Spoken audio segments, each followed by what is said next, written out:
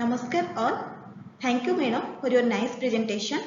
And my topic for today's discussion is transmission based and isolation based precaution to prevent and control infection during COVID-19 pandemic. Myself Monalisa Mallo, working as a nurse educator in IMS and SOM Hospital, Bhubaneswar. So before going to my topic, I want to tell about the benefit of infection prevention and control. Why you would need to know about the infection prevention and control? First is protecting yourself. Then second, protecting your patient. Then third is protecting your family, community and environment. So we now going to transmission based precaution. The name only indicate the precaution which we taken as per the mode of transmission of the disease. So this COVID-19 is spread by three mode of transmission, that is droplet transmission, by your airborne transmission and by contact transmission. And this is the transmission based precaution is the second tier of basic infection control and are to be used in addition to standard precaution who may be infected with certain infectious disease. Current evidence suggests that the COVID-19 spread between people through direct contact, through indirect contact or through close contact with infected person via their respiratory secretion. And these secretion are include your salivary, respiratory secretion and droplet which are directly infect to the suspected host. So in COVID-19, transmission based precaution is divided into three types. First is your droplet precaution, second is your contact precaution, third is your airborne precaution. So first we discuss regarding droplet precaution.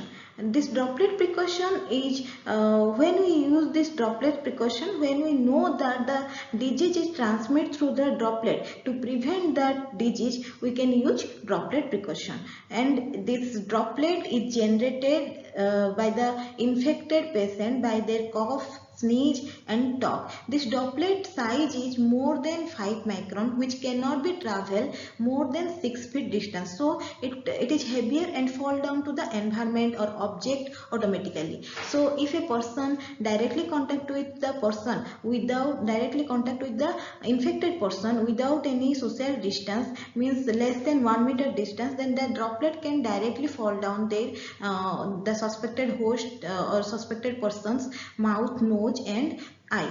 Through that the infection can goes to the respiratory tract and the person may be infected. And the droplet which are fall down in the surface, when a person directly contact to that surface and touch to the eye, nose and mouth, the virus also goes to the respiratory tract. So how we prevent this droplet transmission? By using hand hygiene, means perform hand hygiene first, then using proper mask. In hand hygiene, there are two type of hand hygiene we done. First is your hand rub, second is hand washing.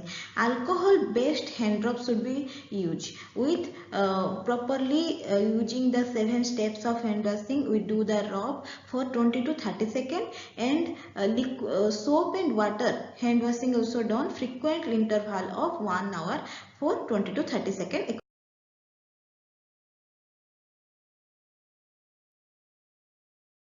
Okay. Second is the contact precaution. When we doing that contact precaution to prevent the contact transmission, it is refers to the infection prevention and control intervention to be used in addition to routine practice and intended to prevent transmission of infectious agent are spreading by direct contact. What are the this COVID-19 virus can survive in the surface for several hours.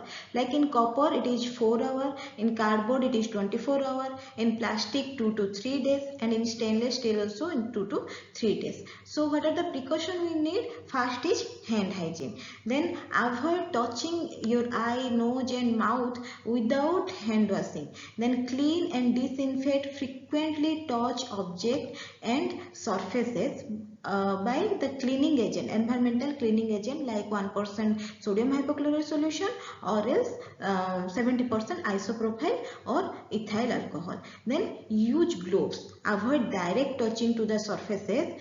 For that we using the gloves. Third is airborne precaution. It is mainly applied to the patient known or suspected to be infected with microorganism transmitted by airborne droplet nuclei. Mainly this airborne precaution is taken when a person's aerosol generating procedure is done. Mainly COVID-19 virus can be spread through airborne by this aerosol generating procedure. What is that aerosol generating procedure? What is aerosol? Aerosol are the teeny droplet which are arising from the aerosol generating procedure or which are generated during aerosol generating procedure. What are that aerosol generating procedure? That are open suctioning of the respiratory tract, intubation, bronchoscopy and cardiopulmonary resuscitation. So at that time airborne precautions should be taken. So to prevent this airborne aerosol generating procedure, to prevent this aerosol generation, what can we then we start about precaution during aerosol generating procedure in COVID-19. So first precaution is avoid open suctioning and use the closed suctioning. In closed suctioning and mainly in closed suctioning the infection is less, and in mainly this catheter to be one catheter to be inserted into the one suction catheter to be inserted into the endotracheal tube through one way valve, and which is not disconnected patient from the ventilator, and use the high flow nasal cannula. In that proper ensure that proper placement of the nasal cannula is there, and also using one surgical mask over the face, and use MDI spacer. If the patient is intubated, then use inline nebulizer. If the patient is not intubated, then use meter dose inhaler with space. So now we discuss regarding the difference between droplet and airborne transmission. So what is droplet transmission? Droplet transmission happens when a germ or any virus or microorganism traveling inside the droplets that are arising or that are generated during the coughing, sneezing and also talking of the infected patient, that will enter to the eye, nose or mouth of the another person, and transmission of the infection occurs. That is the droplet transmission. So what is airborne transmission? Airborne transmission in COVID-19, airborne transmission occurs by the aerosol generating procedure. What is aerosol generating procedure? I already discussed about that.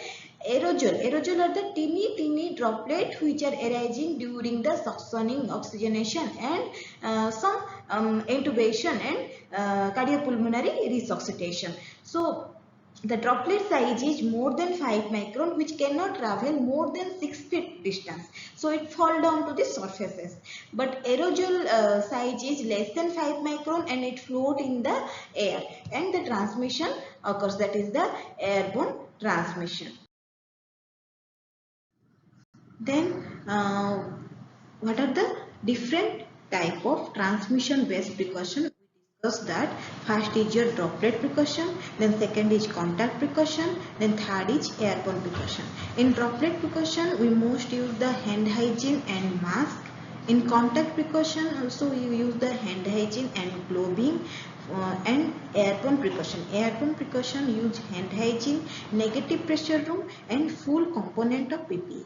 Hand hygiene is the hand hygiene is do with proper 7 steps of hand washing procedure. Negative pressure room means when a person is the source of infection, then we use the negative pressure room or isolation room.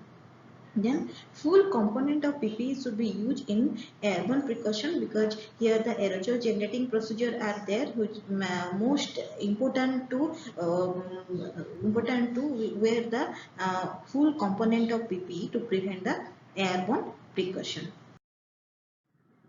Isolation precaution, that is protect patient, family, visitor and healthcare worker from spreading of germs. Mainly this precaution is the barrier between people and germ. Barrier means there is one wall between the people and germ to spread from one person to another person, and prevent spread of germ in hospital also. And why to isolate? First is to reduce the risk of spreading of infection and to protect weak immune system patient from the infection. And when to isolate? आमे जेतेबेले जानूचे गोटे patient positive अछि किबा suspect अछि सेतेबेले आमे ताकू isolate करके रखिबा to prevent spreading of infection from one person to another person. And also when a patient is weak immune system, they have the they have more infected with contact with the infectious patient. So next is, what are the isolation precaution we should taken? First is, for COVID-19 we use cohorting. Cohorting means all same group of people are staying together or living together. Is cohorting means all positive patients are staying together, that is cohorting, or all suspected patients are staying together, that is cohorting. Then dedicated team, dedicated healthcare worker, they work only in the isolation area or only in the COVID area. Dedicatedly they work there. So for that, one dedicated team should be prepared for this COVID-19 treatment. Then transmission based precautions should be used, and use of proper personal protective equipment to avoid the infection or to prevent from the infection.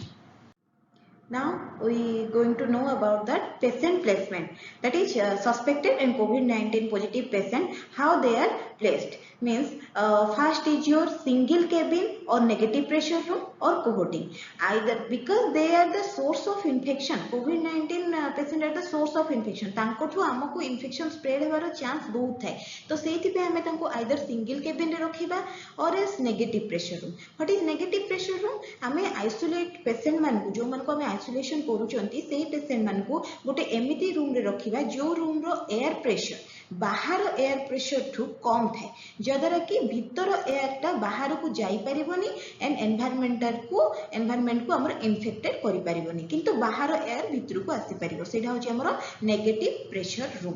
और else कोहोर्टिंग माने same group of people माने गोटे जगह रे रहिबे, means all positive patient are staying in one place, that is your cohorting. Then second is, only essential persons should enter the room. Only essential person means only healthcare worker, those who are working in the COVID hospital and those who are providing care to the COVID-19 patient, only semane ही room भितर को जाई परिबे, ना कि patient attendant आम staff attendant से माने कहीं भी रूम भितर को जाई परिबेनी. Only essential person, those who are working in COVID hospital. Then staff policy to minimize who enter the room. Amaro staff policy heichi means we are working as a shift wise duty, like morning, evening, night, every 6 hourly amaro shift change होची, सेमती shift wise duty करके हमें entry करिबा room को, काहे कि ना हमको पर्सन मिनिमाइज करियार अछि रूम एंड जो हमर आइसोलेशन रूम को जिबा तारो पर्सन को मिनिमाइज करियार अछि, सेति पे हमर स्टाफ पॉलिसी हे जाछि. Then next is, keep a log of who care and enter the room. Keep a log means आमे जेतले रूम भितर को एंट्री करिबा ता पूर्वरु हमरो रजिस्टर रे मेंटेन करके जिबा जे ई पर्सन ता रूम भितर को एंट्री करले, that is keep a log of who care and enter the room. Then dedicated or disposable patient care equipment should be used.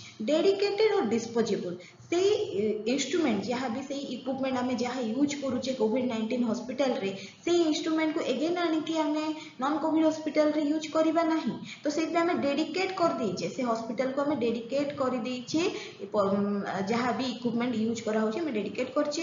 And disposable mainly हमें डिस्पोजेबल आइटम यूज करि पर, then जहाँ कि हमें further use करिबा नै, काहे ना they are source of infection, तांकोठु इन्फेक्शन स्प्रेड हेबार चांस थाए, सो सेति हमें डेडिकेटेड और disposable patient care equipment use करिबा. Then last is clean and disinfect if use for multiple patient. Clean and disinfect means आमे जो स्टेथोस्कोप किंबा थर्मोमीटर जहाँ भी आमे इंस्ट्रूमेंट यूज करूचे for checking the vital sign और फॉर डूइंग एनी प्रोसीजर, ताको ईच पेशेंट रो यूज कला परे आमे ताको डिसइनफेक्ट करिबा विथ 70% अल्कोहल और एल्स हाइपोक्लोराइड सॉल्यूशन.